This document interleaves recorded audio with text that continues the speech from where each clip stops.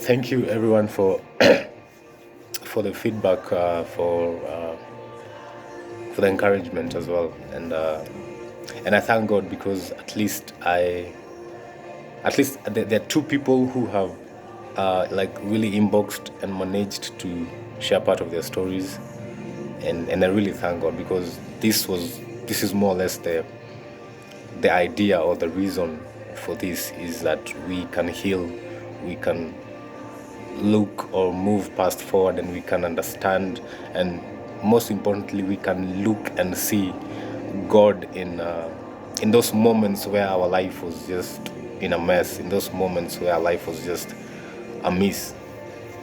And I really thank God, I really thank God, and I pray that it reaches many, that it touches many, and that we we get to the next level. And the most important thing is that, especially when things are not working out, especially when things seem like they're falling apart, especially when maybe you're in prayer or you're just wondering, where is this God? And especially those moments, if we can just look back or try see through the problem or see through that situation and see that God is greater than the situation. God is he created us. He knows our end from our beginning. He knows every step, and in any situation we are going through, he has already been there. And it's up to up for it's up to us. Sorry, it's up to us for us to believe it, to believe that he's more than able, he's more than capable. Besides, he created us.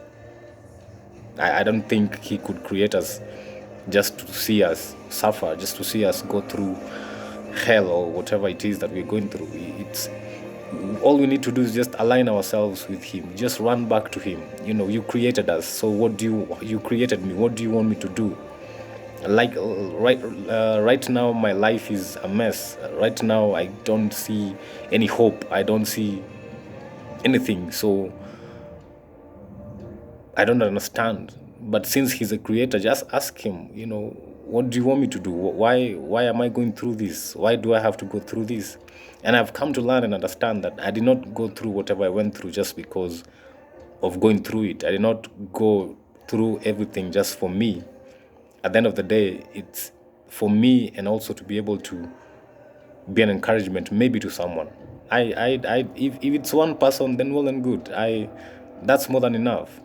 Even the Bible, when the shepherd who had 100 sheep and lost one, he left the 99 and went looking for one. Because at the end of the day, if it touches one, then that's it. Then you have done your part, you have done your job, you have done what you need to do. If you touch just one soul, that's it. Another soul touches another soul, and so on and so forth. If everyone touches one, then we are good to go. So I don't need to speak to everyone. I don't need to touch everyone. Only one soul is enough. And I believe that this journey is going to be awesome. It's going to be a blessing. Hoping not only one, but to many. And I thank God in every situation. I thank God for thus far. I may not be where I want to be in terms of spiritually, financially, in holistic part of my life. But when I look back, I have more than enough to be thankful for. I have more than enough to just tell God that I really, really am grateful for what He has done for me. So yeah, again, as I said, my story may just be a walk in the park to some of you. Some of you have gone through a lot, and it's understandable. But for that one who will relate to my story, for that one who will really connect and see God in their life, then that's more than enough. That's more than enough. So just continuing from where we left off. So the first part of rejection is when my mom and my dad separated, and my mom left, and I really felt the pain because she never said goodbye. I think she was just so hurt that she didn't want to like break down in front of us, and she left, and life became a mess. And I remember those times you asked. I asked my dad, when, and it was a bit scary. The old school parents were, they were not too is it cordial. You would not approach them like, you would like, they were a bit, there's a way you knew how to approach them, and I don't blame them. To be honest, I hated my upbringing for a while, but then I realized, that's how they were brought up. That's all they know. My dad was school, period, school grades, period, nothing else. So if you try bring other issues here and there, it's not gonna, be well with you. But then it never made sense. But now you understand that that is all they knew. That is all they grew up knowing, that it is school and that's it. So even these soft issues, or rather this sentimental stuff, my dad wasn't good at it. And sometimes I may have tapped into that anyway. By the grace of God, I'll be better anyway. So yeah, so it was hard even asking him, so when will mom come back, or how are things, and you just, I can't even remember what he told us, but he gave an answer that, don't ask me any more questions. An answer that you've given and you're like, okay, that's it. I'm not even going to dare ask another question. So yeah, so the separation happened, and my mom went to live in K South. We were staying in a place called Gitaru. So life was a bit tricky. I was a bit tricky. I think I was young. I think I really was in a place. Well, we all did. We all needed our mom. Our mom. Every child needs both parents, regardless. And but one thing I think about when I look at the whole picture, one thing I thank my parents about is we never felt the gap really. Yeah, the gap was there, but we really never felt like like one party or one side is not there enough, because when time went by, they came with an agreement, or a schedule whereby during the weekends we could go to my mom's place, and over when schools were out, or rather when we had gone on school break, we would go and stay with mom. And that is how the journey started. I remember we started going by ourselves from Gitaro, taking 2 buses to town, then from town to K South. I think when I was I don't know, 10, 12 years old, give or take, 10 thereabout, yeah. And it was it was scary for starters. I remember that time my brother was not my biggest fan. That's another story for another day. Anyway, so it became a challenge, back and forth, back and forth. We never really understood what was going on, but it was there, and that was happening. Looking back at it, it's traumatizing to some extent, and that's what I was saying the other day. If we can be able, if we can be able to work on marriages, if we can be able to wait and wait for that moment where this is the one that you love and you will do life with, and we stop hurrying life, we stop going by peer pressure. My friends are getting married, I also want to get married, so you get hitched to the next guy or the next chick that comes to your way, and make an impulse decision. Then that's why we're seeing many marriages breaking up. That's why we're seeing many separations. That's why we're seeing many divorces here and there. And some things really don't,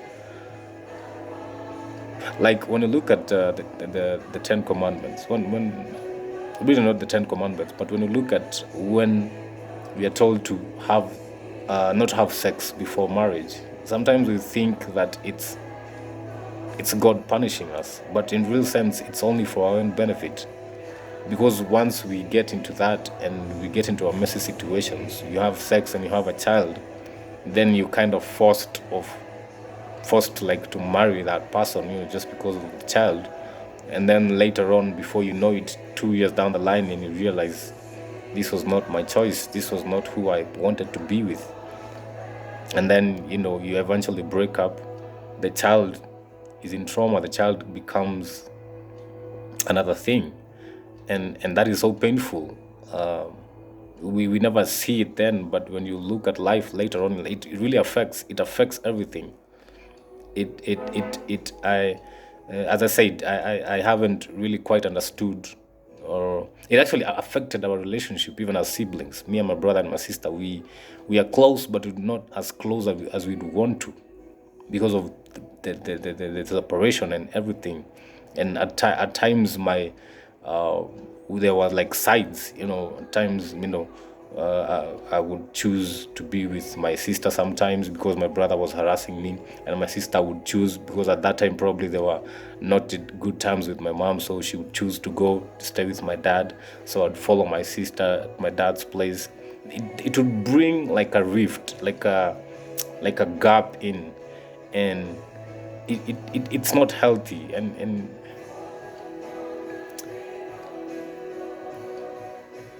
it's somewhat ironic coming from me, considering my situation. But at least for those who are still in marriages, at least for those who are aspiring to get into relationships and getting into marriages, at least for those, just be sure what you're getting into. Be sure what you're getting into. Be sure that's the person you want to be with. I mean, it's life. The vows are till death do us part, so it's life. Are you comfortable with this person? Yeah, you cannot never be 100%. No one is perfect. That's one thing you need to understand. No one is perfect. But you have to love and accommodate the imperfections and just move on with life. Because if you're looking for that one perfect person, I kid you not, you'll never get married. I kid you not, you'll never get into any relationship. So it's up to us to see, is this person compatible with me? The imperfections and the weaknesses. Can I handle this? Can I fit in this, chaos, lack of a better word? And if yes, then go for it. Do what you got to do, but let's stop making hasty decisions and making rash decisions, especially when it comes to marriage. I don't know why I'm lingering on in that topic, but I just feel that it needs to be addressed. It needs to, looking back at my life, it really needs to be addressed. Children do go through a lot. Children do suffer. We are, children are the ones, like Swahili they say, is it okay, I can't remember when two elephants are fighting, the grass is the one that feels the pain. So when such scenarios happen, it's the children who bear the pain, who bear the trauma, who bear the heartache. They bear rejection, actually, because at certain point when I look at it, I really felt the first bit in my life of feeling rejected is that moment when my mom left. And I was trying to call her, and to her name, call her, just to look back and, for her to tell me something, I don't know, tell me I'll be back, or tell me I love you, or whatever. But she never did.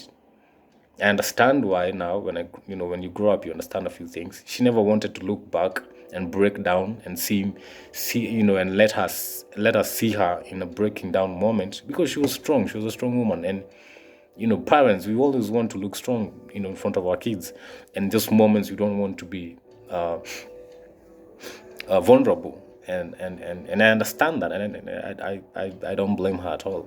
And at some point I used to blame. Sometimes I used to blame my mom. Sometimes I used to blame my dad. But when I look at it generally, I have learned through a lot. I have been in a marriage. I have understood such things, and I understand it's not just a one day thing. Someone just can't wake up one day just because of one mistake and say, you know what, I'm done. It's things that pile up. It's things that creep up, and they get you to a place. I remember my dad was so, sometimes he would even talk to himself, like speak to himself, like everything was just overwhelming. And I understand now, but the, the reason we fail most of the time is because we don't start with the one who created us. When God created Adam, and he told him to name the animals, and he named, and he saw, and God saw that no one was a suitable companion or suitable mate for Adam. And that's why he put him to sleep, and out of his rib created a woman. And when Adam came to, and he said, wow, this is a rib, this is a flesh of my flesh and bone of my bone, and there was that connection. There is a reason why we need to involve God in everything. In the Garden of Eden, God was with man. Man was the first relationship of man was with God. Then the woman came. So if we can try do that as even as men, first of all have a relationship with God. Then after having a relationship with God, God will connect you to your wife. And that's it. I've had testimonies of many people who are married, who who trusted in God, and they're having blissful relationships, blissful marriages.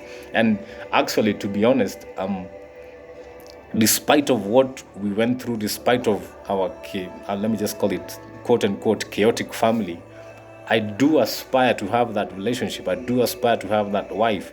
I do aspire to have that family unity, that bond. I know it's not easy. No one has told me marriage is easy. I was in a marriage for I think 4 years. It wasn't easy. I know. But I would love to have that, because that's a union that even God respects. That's a union that brings love, that brings favor even from God. It's a union that God highly respects. And if I can be able to align myself, I'll be good to go. I remember back in the when we were still separated, we were staying with uh, my mom during that time, and my dad came to visit. It was I think on a Saturday. He came to visit. I don't know what happened. He missed his bus going back home or something. I don't know. So he had to sleep over.